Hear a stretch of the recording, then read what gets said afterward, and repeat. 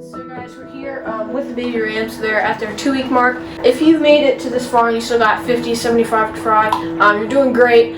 If not, that's perfectly fine. We messed up so many times before we ever got this down. What I'm going to talk about here is water parameters. Now, I got a little syringe here. You can get these at Walmart. They give them to us for free at the pharmacy. And attach a little bit of your standard airline to it. And this makes it really easy to draw water out and put it in the API test tubes, which is what we use from the API test kit. One of the things you need to think about when you're raising a fry in a container is it's kind of just like a cube.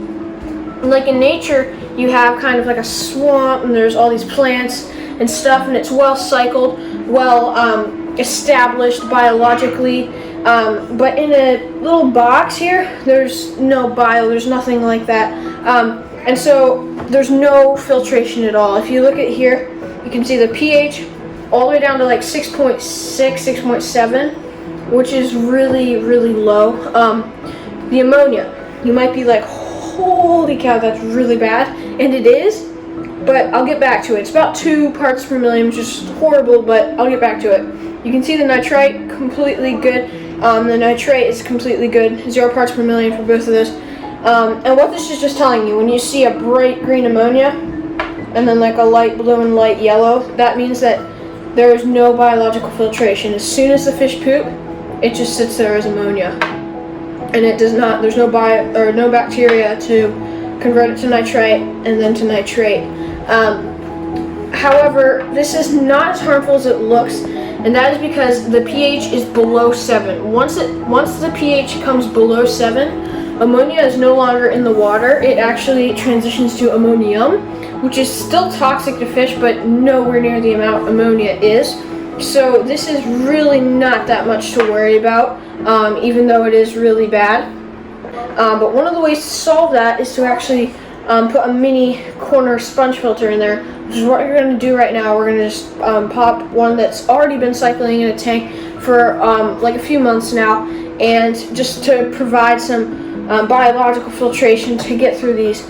And this is something you might want to consider doing if you're raising it in a little container, or even like a bare bottom tank that doesn't have any biological filtration.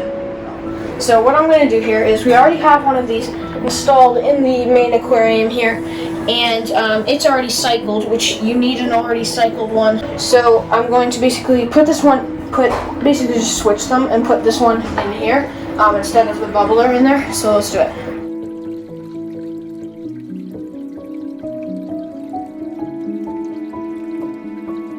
So I'm here at a 5-gallon I have, and this is actually the secondary spot in the ram grow-out process. So they basically live in a specimen container for a little over a month, then they move into here, and they live here for a few months before they're nearly fully grown, and they live downstairs in the big 55-gallon ram grow-out with some firemouth, convicts, and geophagus.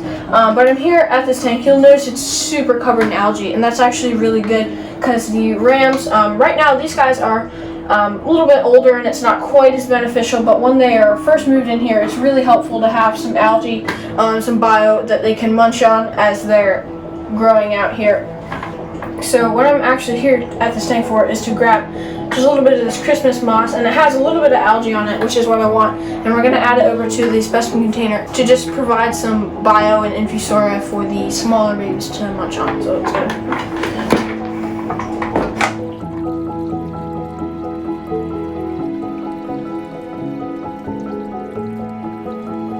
So I'm at my guppy colony tank here. We're currently doing a whole guppy colony as well as some cherry shrimp. But I'm here to collect some of this Riccia that we have in here. And if you can think, moss is like the sinking version of plant awesomeness. Well, Riccia is the floating version of plant awesomeness. This is what it looks like. You can see it's a little bit finer and thinner than moss. And it's a little bit lighter green if you look at it from some better lighting. But we're just going to add a couple of clumps of this and let it float, which will also kind of keep the babies less stressed and feel less threatened when we're walking around the tank. Riccia is just as great of a grower as moss is. It grows super well. So just pop that in there. You can see it floats just like the water lettuce in there.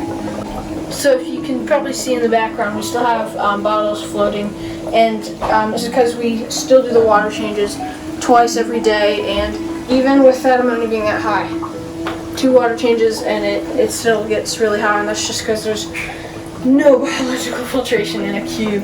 But now we've added the sponge filter, we've added some moss, some rakia, got water lettuce in there, so this should help boost the biological filtration. Not make it perfect, but certainly help.